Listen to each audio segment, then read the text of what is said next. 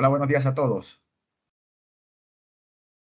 Bueno, quiero empezar por agradecerle a Alfa Editores, a la señora Marta Edna Suárez, quien organizó este webinar, al señor Cristian Vega, que fue el editor del libro Bancos, todo lo que siempre quiso saber, que sirvió de base para arrancar y para hacer todo este proceso y este webinar, y uno de los temas es el que vamos a tratar el día de hoy. Además, quiero agradecer a cada uno de ustedes por conectarse. Voy a tratar de ser claro, conciso y corto, tomarnos algo así como 20 o 25 minutos y después abrir una sesión de preguntas si ustedes las tuvieran. Bueno, comenzamos. Voy a arrancar la presentación.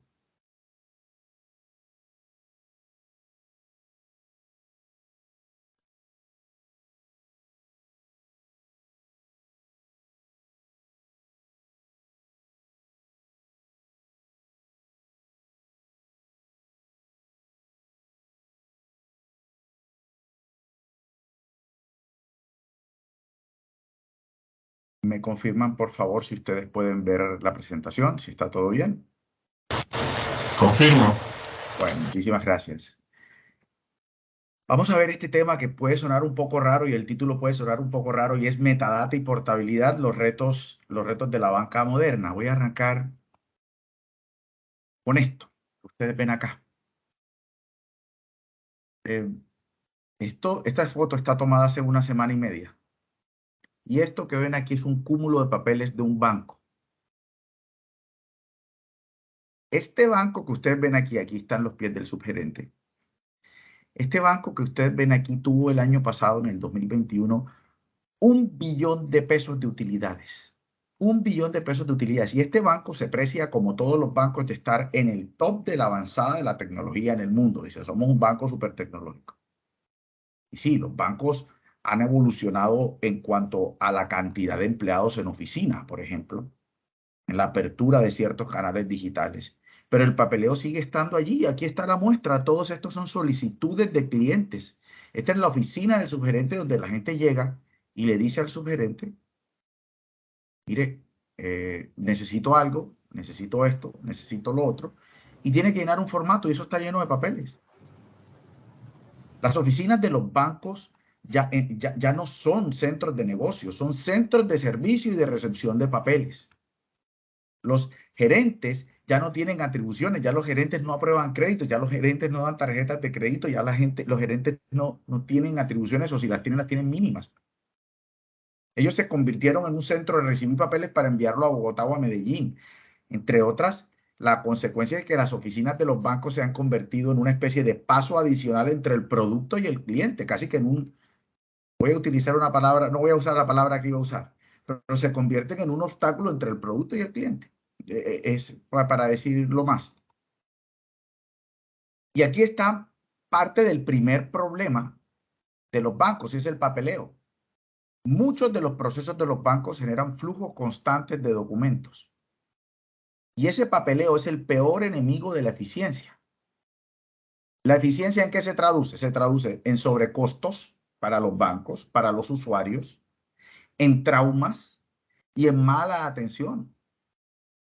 El 50% del trabajo mental de todas las empresas, no solamente de los bancos, se desperdicia creando y editando documentos. El 50%, es decir, usted pudo haber estudiado en Stanford, en Cambridge, en Duke, en Oxford, que el 50%, si la empresa no está automatizada, el 50% de su tiempo lo va a perder creando y editando documentos. Y el 21% de la productividad se pierde por factores relacionados con documentos. Aquí está el primer problema que nosotros identificamos con los bancos, el papeleo. Y aquí está lo que yo llamo el vía crucis. Aquí está la radiografía de lo que es un crédito hipotecario, que tal vez es el producto más importante para cualquier persona en este país que no tiene vivienda. Y el vía crucis empieza con esto: llene este formulario. Llenar un formulario por momentos es lo más cercano a la física cuántica, porque usted se equivocó y tiene que hacerlo de nuevo.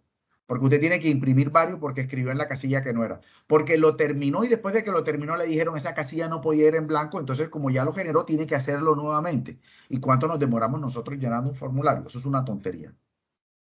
Adjuntar documentos y 15 días después lo que nos dicen es aquí está aprobado su crédito o está negado. Traiga más documentos, venga y firme un pagaré, pague un estudio de títulos al abogado, a mi abogado, no puede ser el suyo, tiene que ser el mío, antes de yo desembolsarle. No, ahora pague el avalúo a mi evaluador o a mi perito. Tenemos que, espere que el banco envíe la minuta a la notaría. Vaya y firme la escritura con el vendedor. Mándemela otra vez para yo revisar que esté todo bien. Ahora sí, nuestro abogado ya dio un visto bueno, entonces usted vaya y pague los impuestos. Registre que yo después le desembolso. ¿Cuánto tiempo nos tomamos nosotros en un proceso de desembolso de crédito hipotecario? 1, 2, 3 meses. Pues tal vez.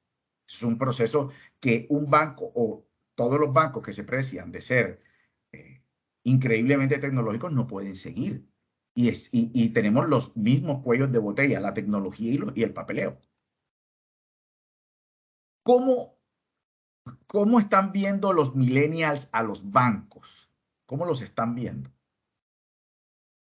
Scratch es una empresa de Nickelodeon que hizo un estudio a 100,000 millennials sobre su percepción de los bancos, qué sentían con respecto a los bancos. El 33% de los millennials dijo, yo no necesito un banco. El 33%, la tercera parte, 1 de cada 3 dijo, no necesito un banco. El 75% dijo que respondía mejor a las ofertas de Amazon, de Google, de Apple o de PayPal a la de un banco. Y esto fue lo más revelador de ese estudio.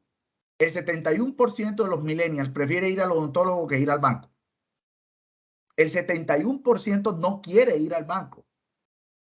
Eso despierta en el banco, debe despertar en el banco una conciencia.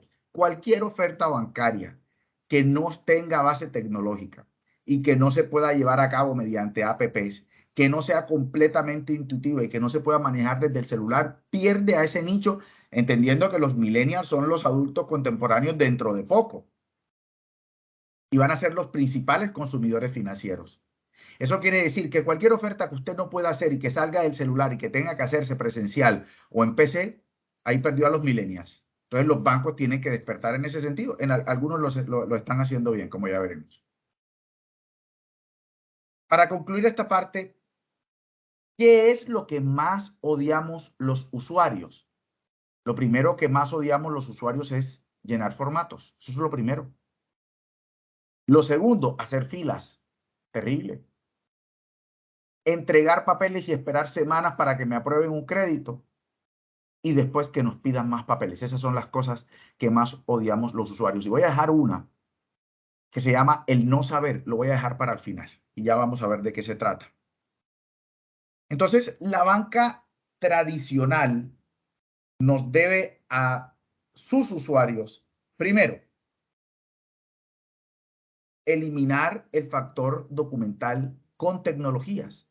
Ya hay tecnologías de automatización robótica de documentos que construyen documentos por las personas y que automatizan los documentos para las personas. Los bancos no la usan. Todavía siguen usando el formato de papel.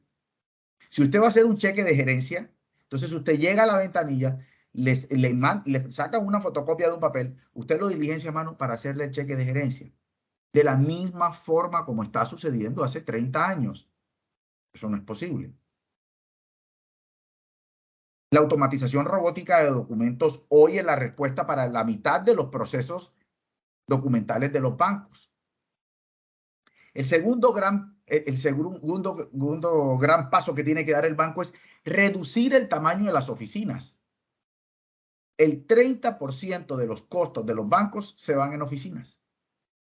Y si yo sumo que el 30% del costo de los bancos se van en oficinas, en redes de oficinas, y las oficinas se están convirtiendo en un paso adicional entre el producto y el cliente, lo mejor es eliminarlas. Se estima que se debe dejar en pie solamente el 30% de las oficinas actuales y todo volverlo a la virtualidad y a la tecnología. Pero la tercera tiene que ser consecuencia de las dos primeras. La tercera tiene que ser trasladar la reducción de los costos a los clientes, porque todos siempre nos estamos quejando de que los productos financieros son costosos. Y los bancos se quejan de que, bueno, el mercado está caro, el dinero está caro, ellos no ponen el valor del dinero, el valor del dinero lo pone el mercado, las tasas de interés de regulación, pero los costos sí se pueden trasladar porque nosotros los usuarios sentimos que los costos bancarios son demasiado altos. Y este es un esquema en el que todos los bancos deberían estar pensando hoy. Eliminar el factor documental, reducir el tamaño de oficinas y trasladar los costos a sus clientes. Yo en el libro hice un análisis de la libre competencia bancaria en Colombia. En serio, hay libertad bancaria y hay libertad de competencia y hay mercado abierto cuando las tasas simplemente difieren unas de otras en puntos porcentuales. Si un banco está en 10.23, el otro está en 10.24. Pareciera que no hay una verdadera competencia en el país. Entonces, es hora de que los bancos lleguen a trasladar estos mejores costos a sus usuarios. Pero bueno, no todo es malo. La banca ha evolucionado hacia la tecnología. Yo fui gerente de oficina de banco hace 20 años y estuve en territorial hace 18. Y recuerdo que cuando llegué estábamos en el proceso de migrar a la gente de la libreta manual hacia la tarjeta débito. Y no fue nada fácil. Fue un proceso arduo de años para que la gente pudiera aprender a usar los cajeros automáticos y pudiera confiar en los cajeros automáticos. 10 años antes de que yo llegara a la banca funcionaba con 5 o 6 veces más el personal que el que yo tuve, o 10 veces más, porque había departamentos de cuentas corrientes y había un gerente de cuenta corriente. Y había todo un staff solamente para manejar las cuentas corrientes a través de tarjetas físicas y a través de una máquina debe haber saldo. Entonces la banca sí ha ido evolucionando. Los bancos han invertido en software para ellos y la tecnología le funciona para ellos, pero no la trasladan al usuario. Lo que sí ha sido importante es la creación de ciertas figuras tecnológicas como por ejemplo los corresponsales bancarios. Los corresponsales bancarios han sido el mejor invento desde que los bancos existen. El mejor de todos, el mejor, no hay otro que le gane. El hecho de que personas en una vereda puedan ir a la tienda de su barrio y el tendero se convierta en un banquero es el mejor invento de la historia financiera de la humanidad. Porque esos sí son pasos para la inclusión financiera de las personas. La inclusión financiera de las personas no empieza con el uso del celular, empieza con los corresponsales bancarios. Y es que nosotros no lo vivimos porque muchos de los que estamos aquí conectados somos personas tecnológicas y ya todas nuestras cosas las hacemos a través del celular.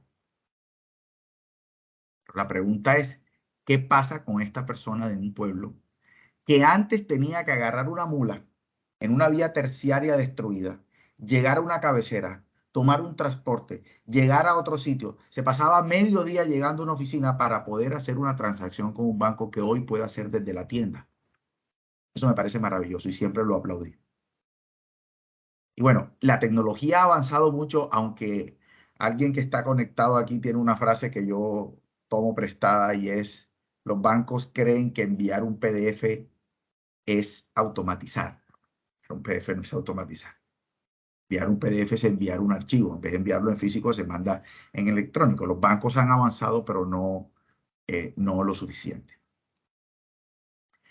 Estos que ustedes están viendo aquí, los neobancos, son la nueva gran apuesta de los bancos por competir en este mundo de tecnología. ¿Qué es un neobanco? Un neobanco es un banco que funciona 100% digital. Es un banco sin oficina física. Eso quiere decir, cuando yo he traído esta propuesta a ciertas mesas, me han dicho, pero ¿cómo vamos a eliminar? Y la traje hace muchos años, en muchas reuniones. Hay que eliminar las oficinas bancarias, que son centros de burocracia. No, ¿cómo es posible? Hace 5 años me decían, eso no es posible, eso es una locura. Pues llegó este señor Vélez y se fue para Brasil y fundó el neobanco más grande de Latinoamérica que se llama Nubank con 40 millones de usuarios. y los bancos que tienen información de cómo moverse al mundo tecnológico hace 5, 6 o 7 años, todavía lo que están tratando es de aferrarse al físico de la oficina, todavía están tratando de aferrarse a los call centers y todavía están tratando de aferrarse a las oficinas pueden trabajar con menos personal. Entonces no son eficientes, pero las volvemos menos eficientes quitándole el personal que funciona. Ya hay bancos que empezaron hace un par de años el piloto de eliminar a los gerentes de las oficinas o a los subgerentes uno de dos. Y entonces la oficina solamente funciona o con subgerente o con gerente, o los dos a la vez. Entonces, estos neobancos que son 100% digitales se caracterizan por tener primero bajo costo de operación, basados en tecnología de punta, muchas veces inteligencia artificial, aunque yo soy partidario de que en este país y en muchos países se tiende a decir inteligencia artificial a cualquier desarrollo tecnológico, lo cual no es cierto. Y casi todas están basadas en tecnologías APP. Eso es más o menos las características de un neobanco. En los neobancos prima la importancia de los datos no tradicionales, que voy a concentrarme ahorita enseguida a hablar en datos no tradicionales y cómo se construye la metadata no tradicional, que es el eje de esta presentación. Y todos nacen con la idea de devolver el control del dinero a los ciudadanos y luchar contra las complejidades de la banca tradicional. El caso de Nubank fue este señor Vélez llegando a un banco en Brasil, pidiéndole 10.000 documentos, llenando formularios, haciendo filas, sintiéndose maltratado como usuario. Y el señor tomó la decisión diciendo, aquí salió de ese banco diciendo, aquí hay una oportunidad de negocios muy grande. Y fue allí cuando se asoció con un brasilero y con un estadounidense y crearon este banco que ya es unicornio hace tal vez un año. Unicornios son empresas que valen más de $1 billón. Y todo este proceso ha sido bien interesante porque el 2011 fue hace poco. Y hace poco, en los 2011, el Banco Mundial hizo un estudio de inclusión financiera en Colombia y determinó que solamente el 40% de los colombianos tenían acceso a la banca tradicional, a un producto financiero. El 40%. Al producto más básico, cuenta de ahorro, por ejemplo. Yo quería decir que el 60% estaba desatendido. Bueno, hoy en el 2022 nosotros podemos decir, hoy podemos decir que el 85% de los colombianos tienen acceso a un producto del sistema financiero. El 85%. Y digamos, emprendimientos como DaviPlata, por ejemplo, que hoy tienen 14 millones de usuarios, señores, 14 millones de usuarios es muchísimo. DaviPlata nació en el 2012 y empezó muy torpe. Yo no sé si ustedes recuerdan cómo empezó DaviPlata, bastante torpe, con operaciones sin tarjeta y ese tipo de cosas. Pero lo fueron perfeccionando y DaviPlata funciona muy bien. El caso de Nequi, que me hace sentir a mí tan orgulloso de la tecnología y de la evolución, cuando uno ve gente vendiendo en la calle cosas y dice, recibo Nequi. Los taxistas reciben Nequi. Ya prácticamente no tener una solución de estas es prácticamente no poder tener negocio, porque todo el mundo le transfiere a uno en los taxis, en los InDriver, en las compras de frutas en la calle. Ya las frutas en cualquier ciudad donde hay frutas ambulantes, dice, tengo Nequi o tengo DaviPlata. Transfilla llegó a solucionar un problema bien interesante que fue el problema de cómo transferimos de un banco a otro. Yo puedo inscribirme en Transfilla y puedo mandar plata gratis de un banco a otro. Son avances que han ayudado a la economía muchísimo. Y eso también ha dado un cambio que a mí me causa mucha curiosidad, me da mucha risa. Y es cómo se visten los nuevos banqueros o cómo es el perfil del nuevo banquero. El banquero anteriormente era el banquero como uno que tenemos aquí conectado, Yupi, no Yupi, digamos, saco, corbata, Hermenegildo Seña, la corbata de $1.500, etcétera. Y los nuevos banqueros, ¿quiénes son? Desarrolladores de software, de jeans, de camiseta, de tenis, sentados en un computador desde su casa programando. Esos son los nuevos banqueros del mundo. Ya si usted quiere ser banquero, puede estudiar finanzas o puede estudiar negocios o bien puede estudiar desarrollo de software. Esos son los nuevos banqueros. Entonces, esto es lo que nosotros conocemos como neobancos. Y tengo por otro lado las fintech, que las estamos escuchando mucho todos los días. Hoy estamos escuchando fintech, fintech, fintech. Entonces, ¿cuál será la diferencia entre un banco, un neobanco, perdón, y una fintech? Los neobancos son entidades bancarias, son bancos que utilizan la filosofía fintech, o sea, que utilizan el tema de finanzas y tecnología, fintech.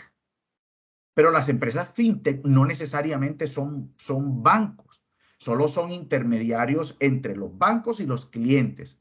Ellos son empresas que han desarrollado productos de tecnología que pueden ser conexos a la actividad bancaria. Conexos a la actividad bancaria. Muchos de estos fintech arrancan como fintech y después se pueden convertir, por ejemplo, en compañías de financiamiento comercial o en bancos o en neobancos. ¿Qué pasa con muchos de los emprendimientos fintech? Resulta que alguien desarrolla un prototipo de un software fintech. Si tiene la suficiente fuerza para llegar a un VC, a un venture capital, para conseguir dinero y poder explotarlo y salir y triunfar, pues lo hace. Pero en la mayoría de los casos lo que está sucediendo es que los bancos llegan y compran esos emprendimientos y los absorben para ellos, lo cual a mí no me parece favorable para el mercado. Porque cuando un banco compra un prototipo fintech o compra una empresa fintech pequeña, una startup, muchas veces no deja que el producto llegue al mercado e impacte en el mercado como debería impactar. Porque muchas veces incluso no lo desarrollan. Lo guardan en una gaveta en la burocracia bancaria y el producto nunca ve la luz. Entonces, eso es lo que está sucediendo. Mi consejo siempre es para los emprendedores: no se dejen comprar de los bancos, hagan fuerza, luchen, consigan un buen venture capital y pongan el producto en el mercado que tanta falta le está haciendo a la gente. Muy bien, sigamos con fintech. Existen lo que se conocen como verticales fintech, que son las diferentes áreas en donde se desarrollan las fintech. Las principales son estas. Crédito digital, empresas que prestan plata. Presti, por ejemplo, que le presta plata a la gente. Presti cambió también el modelo de cómo hacer negocios en forma de préstamo. A la gente le prestan de acuerdo con la rotación y el uso del dinero. Si usted le presta un poquito y usted responde y paga puntual y vuelve y preste y ahorra en su billetera, todo eso el software lo va asumiendo como un buen comportamiento crediticio y le van prestando más. Esto ayuda muchísimo para tratar de combatir los créditos gota a gota. Tenemos también empresas de pagos digitales, empresas de cuentas digitales, Mobi, por ejemplo. Tenemos los fenómenos crowd que son tan importantes. Crowd significa multitud y el crowd es cuando una persona, por ejemplo, quiere recoger dinero. Puede ir a un banco a prestar plata o puede ir a un crowdfunding y conseguir dinero a través del crowd. Es decir, miles de personas empiezan a colocar 1.000 o 2.000 o 3.000 pesos o 100 pesos o $1 o $20 y se recoge dinero. Entonces tenemos crowd lending en forma de préstamo, crowdfunding en el caso, por ejemplo, cuando yo quiero donaciones como Kickstarter, por ejemplo, fue la más importante. En Kickstarter hay gente que recoge $1.000.000 de a $1 para emprendimiento. Muestra su emprendimiento en Kickstarter y la gente empieza a poner dinero y con eso arranca en vez de ir a un fondo. Hay muchas de finanzas empresariales, ya hay compañías de financiamiento comercial completamente digitales, funcionales y operativas en Colombia. También tenemos seguros, por ejemplo, compañías de seguros digitales y factoring que son muy importantes. Estas empresas que le permiten a otras empresas vender facturas y subir facturas a la red para poder hacer factoring, para descontar facturas. Entonces yo tengo una factura de 100 millones de pesos que me tiene que pagar Coca-Cola. Pues yo esa factura tengo que esperar 90 días a que Coca-Cola me pague. Pues nada, la subo y cientos, miles de personas empiezan a poner plata para comprar esa factura. Me la compran al descuento, ellos se ganan una tasa de interés y yo recibo mi plata fresca sin tener que utilizar toda la burocracia de los factoring tradicionales. En FinTech también tenemos las cripto. Le dediqué un capítulo completo del libro a las criptomonedas. Es un tema complejo, pero a la vez interesante.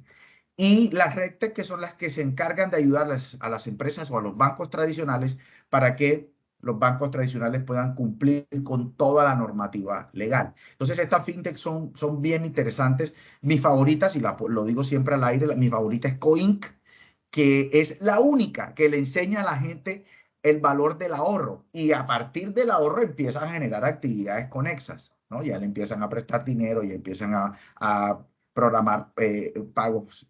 Ya se puede utilizar las vueltas o el cambio de los supermercados para ir ahorrando digitalmente. Es mi favorita de lejos. Mi segunda favorita es Tri, para comprar y para vender acciones en línea a través de un intermediario del mercado. Yo simplemente entro a mi aplicativo y compro y vendo acciones. Súper fácil. Y mi tercera favorita es Mesfix, que es una para descontar facturas. Así que hay muchas fintech, hay un flujo muy grande de fintech entrando al mercado todos los días, y ellas también han sido fenomenales para el desarrollo de la banca y la modernización de la banca. Voy a arrancar entonces dónde conecto este tema con la metadata. Primero, ¿qué es la metadata? Fíjense que esta imagen refleja bastante bien, eh, lo que es el concepto, ¿no? Eh, Aquí están los datos y abajo está la metadata. Meta significa más allá. O sea, eso quiere decir más allá de los datos. Significa datos sobre los datos. O más bien, datos que proveen información sobre los datos. Hoy los datos son más importantes que el dinero. Por eso ustedes ven cuando el producto es gratis, no sé si ustedes, la mayoría me imagino que habrá visto el documental de Social Dilemma que habla de que cuando algo es gratis, el que paga es uno, ¿no? Con su data.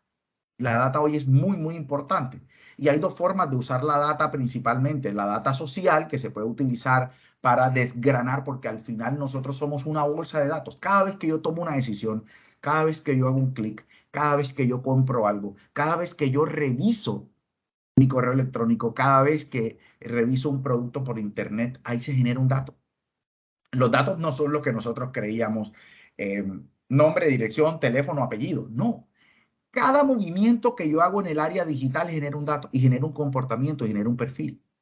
Y esto no es algo nuevo. En los 90 ya empezamos a hablar de datos y empezamos a darle la importancia a los datos, pero a nosotros esto nos ha llegado 30 o 40 años después. Lo importante es la procedencia de dónde vienen los datos y cómo se analiza la data no estructurada para convertirla en data estructurada, porque al final los datos son una bolsa de basura y en esa bolsa de basura yo reciclo lo que necesito y eso me ayuda a mí a determinar algunas cosas que vamos a ver enseguida. Por eso la profesión de data scientist cada vez tiene mucha más fuerza, cada vez tiene mucha más fuerza, mucha más demanda en el mercado. En la banca, la metadata se usa para búsqueda y análisis, para profiling, para evaluación y scoring.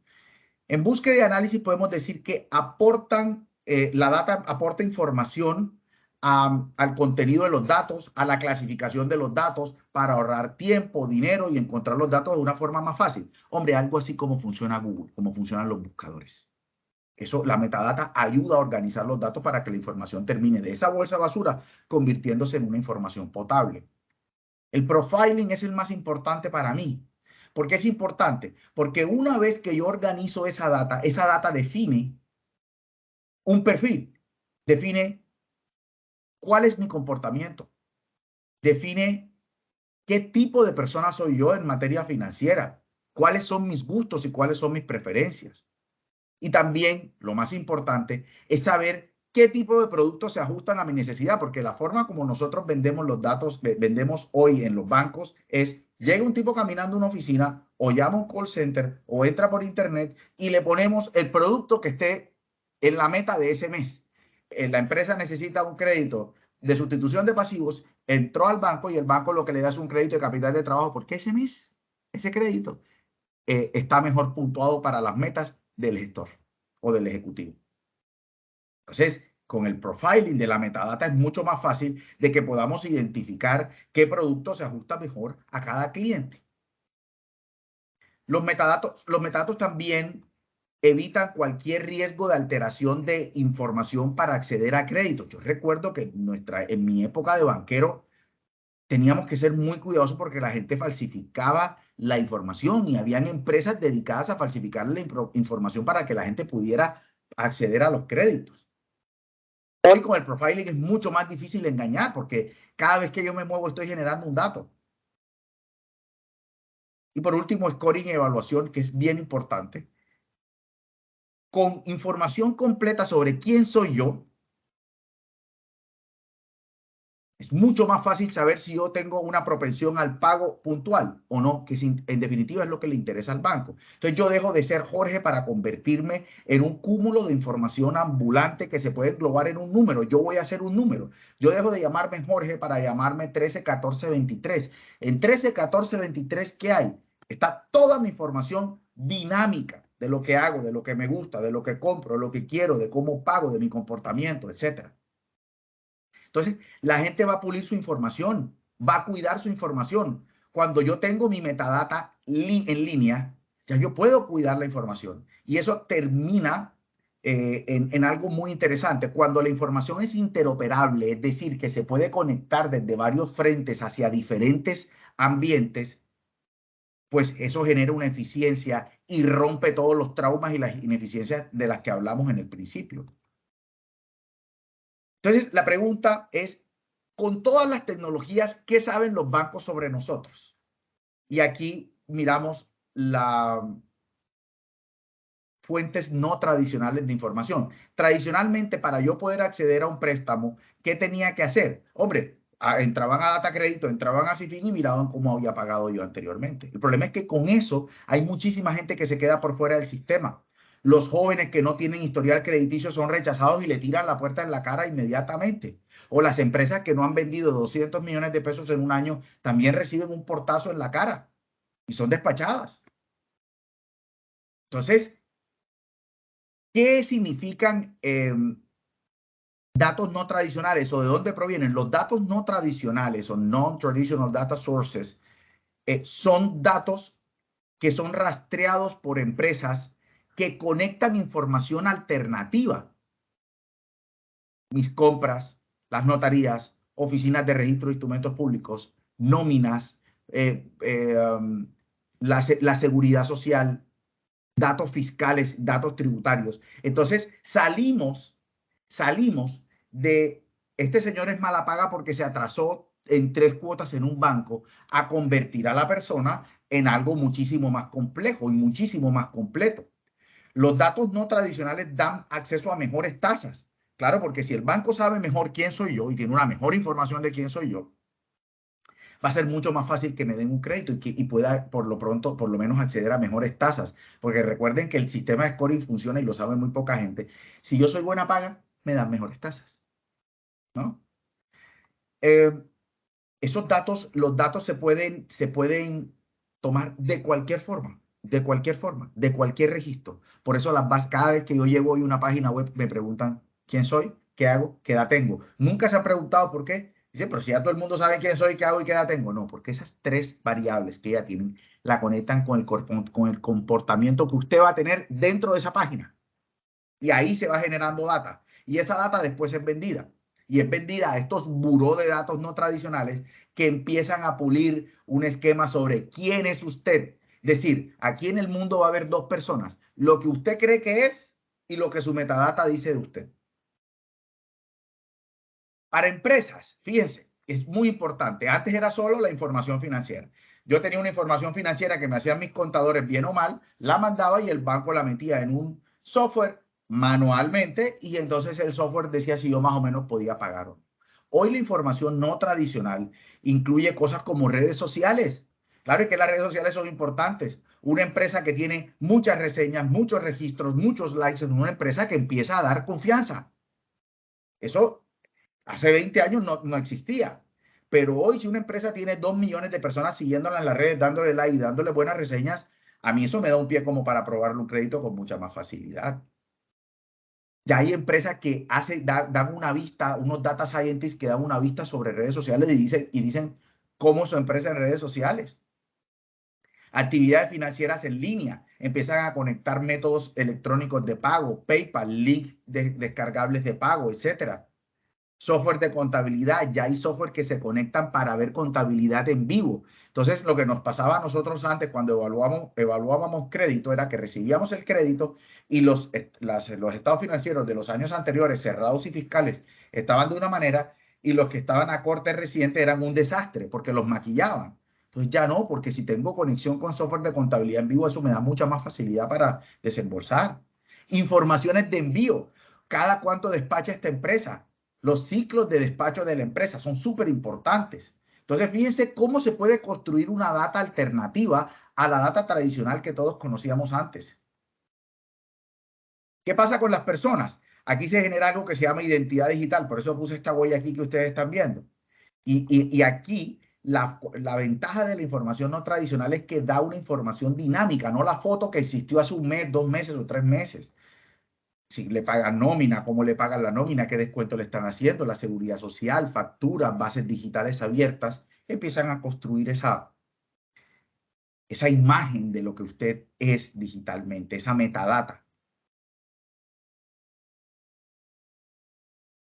Y aquí empiezo ya, como dicen los pilotos, tripulación 10.000 pies. Aquí empezamos a aterrizar. La información es del usuario, no del banco, pero los bancos no lo tienen claro. Porque siempre que vamos a un banco, el banco lo primero que nos dice, no, eso es confidencial. No, yo no le puedo decir. No, no le puedo decir, porque eso es confidencial. ¿Por qué nunca me dicen cuando me niegan un crédito por qué me lo niegan? Como cuando le niegan la visa a la gente de Estados Unidos y dicen, no, no sé, no te puedo decir, eso es mi problema. El scoring no es física cuántica. El scoring tiene dos variables, cuantitativas y cualitativas, y a mí me tienen que decir cuál de ellas falló. Porque el banco asume que la información mía es de ellos y no mía. Mi información es mía, la digital y la información física. Todo es mía, no del banco, y el banco no lo ha entendido. Entonces, ¿cuál es la propuesta? La portabilidad. La propuesta es la portabilidad. ¿Qué significa la portabilidad? La portabilidad significa que cada persona debe tener su propia metadata en su propia nube con su propio código. Que si yo la quiero entregar, simplemente doy acceso a la nube y digo qué tipo de información puede acceder la persona a quien se la quiero dar o al banco al que se la quiero dar. Simplemente genero un token y el banco absorbe la información que yo tenga. Si yo como usuario tengo mi información, incluso mi profile financiero y crediticio, yo lo uso como presentación, como canal de presentación. Y simplemente le digo al banco, aquí está mi scoring financiero, esto es lo que yo hago, esto es lo que me gano, esto es lo que yo soy. Aquí está esta metadata que está, ¿cuál es la trazabilidad de la metadata? Porque la metadata es rastreable para que vean que yo no alteré absolutamente nada. Y esto es lo que yo soy. Este es mi scoring crediticio, no como el de data crédito, que es completamente simple, sino uno muchísimo más complejo. Eso evita todo el proceso y genera eficiencias en el mercado, porque los mercados eficientes son los mercados en donde ambas partes tienen información. Pero hoy en el mercado lo que hay es una asimetría de información. El banco tiene toda la información y yo ni siquiera sé quién soy yo. Es que yo voy a un banco, lleno un formulario, se lo entrego al banco y el banco me tiene a mí a ciegas. Yo no sé qué pasa detrás. Y hay un libro bien interesante que se llama El nuevo ropaje de los banqueros, en donde demuestra que los bancos nos han hecho creer durante toda la vida que ellos saben absolutamente todo y que nosotros somos unos ignorantes. Y no, y en ese libro demuestran que ellos tampoco tienen idea de lo que están haciendo. Entonces es muy interesante. Entonces, la propuesta es, ya existen las tecnologías para que usted pueda cargar su información en la nube. Lo único que necesitamos es crearle la interoperabilidad y conectarla con cualquier persona que requiera mi información. La clave está en el Open Banking. El Open Banking es un piloto que se está estableciendo en el mundo, en Colombia ya arrancó y está reglamentado, en donde hay un dashboard de prueba, un sandbox de prueba, en donde toda la banca se va a conectar, incluyendo la fintech. En el centro va a estar el usuario. Y el usuario ya va a dejar de ser usuario de un banco, de BBVA, de Bancolombia, de Avevillas, de Pichincha, para convertirse en usuario del sistema financiero. Entonces yo en el futuro debo tener la posibilidad de tener mi tarjeta de crédito en BBVA, de tener mi cuenta en Bancolombia, de tener un sobregiro en Pichincha o de tener mi crédito hipotecario y elegir lo que yo quiera como si fuera un marketplace. El Open Banking es un marketplace de servicios financieros. Pero ¿sabe dónde nos vamos a estrellar? Nos vamos a estrellar otra vez en el papeleo y nos vamos a estrellar otra vez en la falta de portabilidad de información. Por eso el llamado que he hecho cada vez que me siento en una mesa a discutir estos temas es, si no nos ponemos las pilas con la portabilidad, con la metadata y eliminamos el papeleo del Open Banking, nunca va a ser posible, siempre va a ser un sueño. Ahora, lo van a desarrollar otros países y lo vamos a copiar, pero ¿cuándo? En 20 años. Eso no tiene mucho sentido. El verdadero cambio es dejar también de tratar al consumidor financiero como un paciente y tratarlo como a un socio de negocios. Lo digo en el libro. Y a los bancos también les digo que hay que meterse en el barro del emprendimiento. Los emprendedores no pueden estar de espaldas a lo que sucede en los bancos. Los emprendedores no pueden ser, y las startups no pueden ser unos bichos raros de unos tipos con un PowerPoint o con un prototipo. Los bancos tienen que apostar al emprendimiento porque son los empresarios del futuro. Y bueno, yo con esto he terminado. Me gustaría saber si ¿tienen ustedes alguna pregunta? Bueno, por aquí veo varias. A ver. Guido, ¿tienes alguna pregunta? Sí, buenos días. Muchas Buenos gracias días. por esa propuesta muy interesante. Quisiera saber, dentro de la propuesta que lanzó, ¿quién financiaría el tema de la infraestructura de la nube? Muy interesante pregunta. Mire, la empresa que se encargue de la portabilidad es una empresa que va a tener una ventaja de negocios muy grande. Y la portabilidad es una consecuencia de cosas diferentes. Por ejemplo, las empresas que automatizan documentos, son empresas que pueden cargar información a través de un archivo. Vamos a poner un ejemplo, un archivo JSON o un CSV, y cargo información y yo puedo automatizar un documento. Cuando yo tengo esas dos tecnologías, para mí es lo suficientemente fácil crear una nube y crearle un espacio a cada ciudadano que quiera construir su metadata ahí. Simplemente me tengo que aliar con los burós de información no tradicional y empezar a construir la metadata y entregársela, que es la parte importante, Guido, es la parte importante, entregársela en la mano al usuario con su código y con su contraseña. La empresa que tiene la portabilidad tiene el poder en sus manos porque tiene una cantidad de data importante, cifrada obviamente, pero tiene la posibilidad de cobrarle a quien recibe la información o a quien la guarda. Entonces, el mismo mercado, como hay un incentivo tan interesante allí para negocios, si yo soy la empresa que guardo los datos, voy a estar completamente interesado en pagar la nube porque yo voy a cobrar por eso y va a ser un negocio increíblemente rentable. No sé si con eso respondí tu pregunta, Guido. Bueno, sí, yo le estaba enfocando más como a un servicio estatal por la parte de la norma, ¿cierto? De pronto el Estado debería garantizar eso, pero viéndolo en la parte privada, no, sí se abre un campo de negocio muy rentable y con muy buena escalabilidad sobre todo. Claro. Te voy a poner un ejemplo, Guido. Las historias clínicas que el gobierno anterior estuvo intentando implementar electrónicas. Podríamos resolver el tema de la historia clínica electrónica, pero es que no hemos resuelto el problema de cómo vamos a hacer para trasladar la información vieja y migrarle hacia la información nueva. Entonces podemos tener la historia clínica electrónica hoy, pero nos vamos a tardar 20 años pasando la información si la hacemos manual. Y si nosotros esperamos que el Ministerio de las Telecomunicaciones se encargue de esto, nuestros nietos no lo lograrán ver. Adolfo, te escucho. Ya estoy Hola, contigo, Juan. Ya miro la pregunta. Sí, Adolfo, te escucho. hola, buenos días. Saludos de acá, desde México. Con respecto al Open Banking, es una idea muy innovadora. El problema que tienen ahorita los bancos es que pues realmente pues, no les conviene. No les conviene que el usuario sepa que hay mejores productos que los que ofrece otro, y lo mejor es estar encerrados en su propia red, en su propio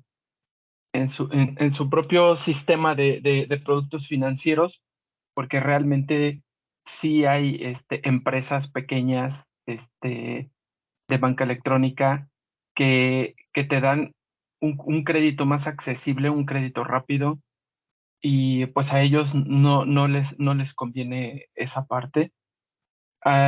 Otra cosa sería pues los protocolos de seguridad que cada banco maneja. Prácticamente pues tendrían que unirse todos y decir, ok, nuestros protocolos se quedan, pero pues hay que hacer hablando técnicamente, hay que hacer un servicio en el que podamos unificar todos esos tipos de productos y acceder a ellos sin ningún problema. No solamente es algo técnico, sino también de conveniencia para todos los bancos.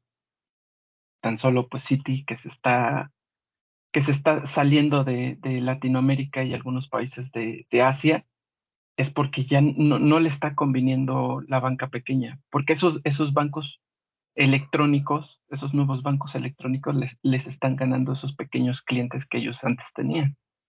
Entonces, realmente son muchos problemas que convergen para que un open banking sea viable, pero pues como todas las ideas, tarde o temprano llegan a congeniar y tarde o temprano les llega a convenir, y es cuando ellos, los grandes bancos dicen, ahora vamos a hacer esto.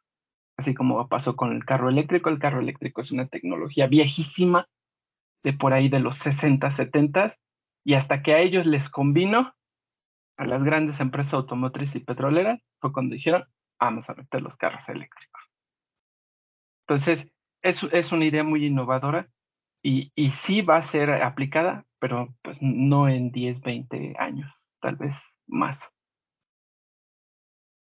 Adolfo, muchísimas gracias por tu aporte, maravilloso. Y estoy completamente de acuerdo contigo, a la banca tradicional no le conviene. Lo que pasa es que la tecnología se abre paso sola, ¿sabes? La tecnología empieza a tirar codazos. El carro eléctrico tenía una desventaja y era que necesitaba una infraestructura de logística física. La banca electrónica, después de que tú rompes la parte legislativa y empiezas a operar, te vas lejos. Mire, ¿cómo puso a temblar Nubank Brasil? Estos tres chicos, estos tres señores pusieron a temblar a uno de los países más grandes al país más grande de América, de Sudamérica, y el mercado más grande que hay en Sudamérica lo pusieron a tambalear ellos simplemente con tecnología. Estoy completamente de acuerdo que no les conviene. También estoy de acuerdo que la tecnología tampoco es tan revolucionaria para conectarse, porque a través de API se conectan todas las empresas del mundo se conectan por API. Ya la seguridad está estudiada, ya la nube está estudiada y hay algunos protocolos de seguridad que están bien definidos. Entonces, sí, la lucha no va a ser fácil. Los bancos llegan aplaudiendo al Open Banking diciendo qué cosa tan buena, pero yo sé que en el fondo la agenda puede ser diferente. Maravilloso tu aporte, Adolfo. Voy ahora con personas del chat que me están escribiendo. Por ejemplo, tengo a Juan. Juan me dice que cuánto tiempo cree que falta para que Colombia llegue a tener y usar de manera masiva una moneda digital. Va a ser muy complicado porque las monedas digitales hoy presentan muchísima volatilidad. Nosotros somos un país que no tenemos mucha aversión al riesgo, pero de eso voy a rescatar una cosa. Para mí lo importante de las monedas digitales no son las monedas, sino la tecnología que hay detrás. Ustedes se acordarán de mí cuando vean que el blockchain el blockchain hoy lo conocemos, medio lo entendemos, pero no ha tomado el papel protagónico en la tecnología que debe tomar, pero ya va hacia allá. ¿Cuánto tiempo nos vamos a tardar? En Colombia va a llegar mucho más tarde. Lo que hicieron en El Salvador fue una apuesta bien arriesgada. Veamos cómo les funciona a ellos. Yo creo en las criptomonedas totalmente, no como factor de inversión, sino como patrón de intercambio. Yo creo que la moneda que crea el país es una moneda que genera siempre inflación. Las monedas nuestras y las monedas fiat y el pseudodinero y el peso es netamente inflacionario. Cada vez que prenden la máquina, el valor de lo que yo tengo se pierde.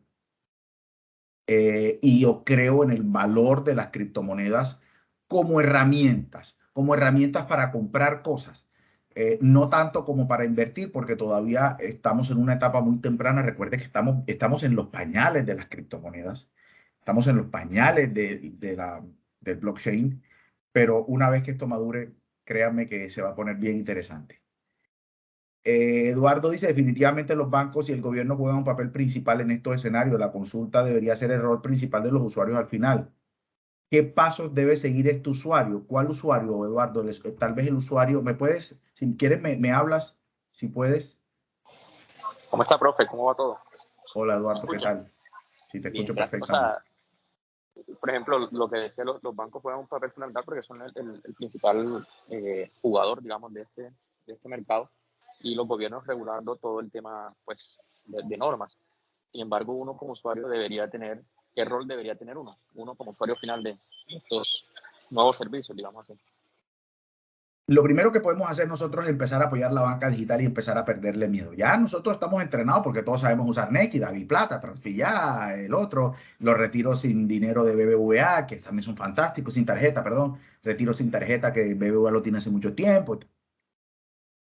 Pero si los usuarios empezamos a migrar a las bancas digitales, a los bancos tradicionales, no les va a quedar otra sino cambiar ellos. No les va a quedar de otra. Y cuando empiece este tema de la portabilidad de la información y la banca digital empiece a usar esa portabilidad, a los bancos tradicionales no les va a quedar de otra. Así como empezó Tesla volviendo al tema de Adolfo de los carros, de los vehículos digitales, sí, de los carros eléctricos, pues no les queda a las demás compañías sino irse, porque todo el mundo se quiere ir ahora para carros eléctricos. Y así va a terminar pasando. En el futuro la banca tradicional empezará a migrar a banca digital completamente porque se van a quedar solos. Ya la gente estará aburrida de la fila, del trámite, esto es confidencial, del maltrato, de tratarme como paciente de seguridad social, una cosa así. Entonces, a nosotros como los usuarios, cada vez que hay una oferta tecnológica en materia de banca hay que escucharla, hay que probarla. Hay muchísimas opciones interesantes. Ya hay páginas web, por ejemplo, que te perfilan el CDT, te dicen cuál es el que mejor precio tiene, te mandan directos del banco, te sirven de intermediario. Ya hay plataformas que te dicen cuál es el mejor crédito para ti. Entonces, claro, tenemos nosotros también que ayudar a que la tecnología pueda seguir avanzando.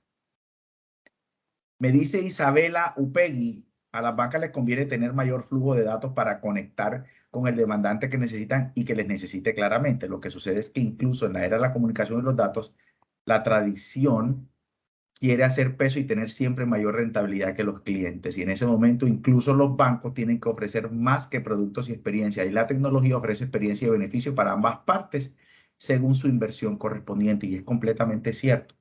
Hay algo de egoísmo también conectando con lo que dijo Adolfo. Los bancos no quieren perder su terreno. Es que los bancos están en una zona bien interesante.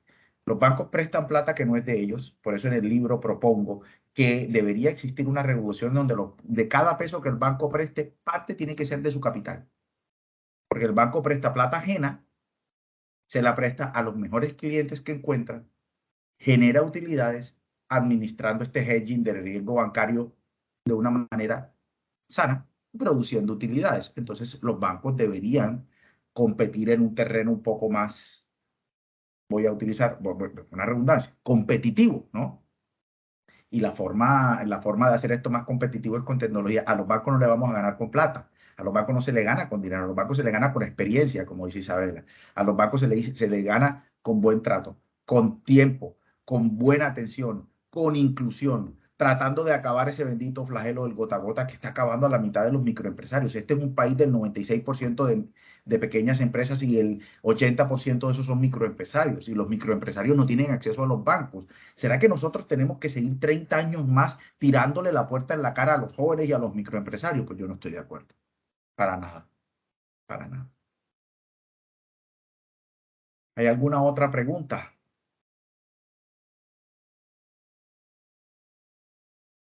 Bueno, yo voy a cerrar este ciclo, este webinar hoy 6 de septiembre de 2022. Les informo que toda la reunión ha sido grabada para que otras personas también la puedan ver.